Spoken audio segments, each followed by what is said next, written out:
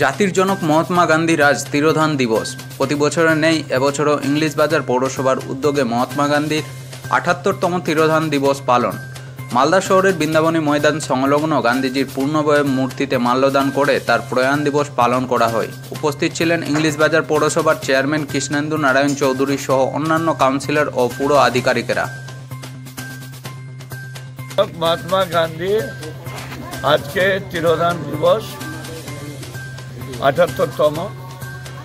আমরা সকলেই আজকে মহাত্মা গান্ধীকে আমরা শ্রদ্ধা নিবেদন করছি।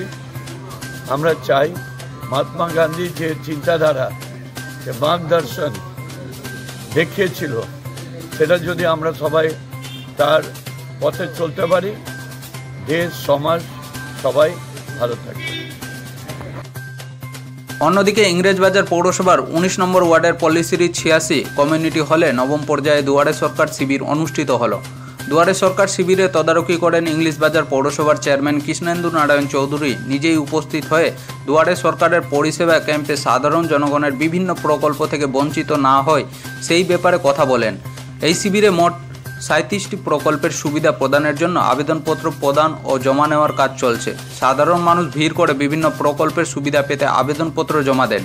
শিবিরে লক্ষ্মীর ভাণ্ডার থেকে শুরু করে রূপশ্রী, কন্যাশ্রী, মানবিক, বার্ধক্য ভাতা, বিধবা ভাতা ইত্যাদি নানান প্রকল্পের আবেদনপত্র জমা নেওয়া হয়।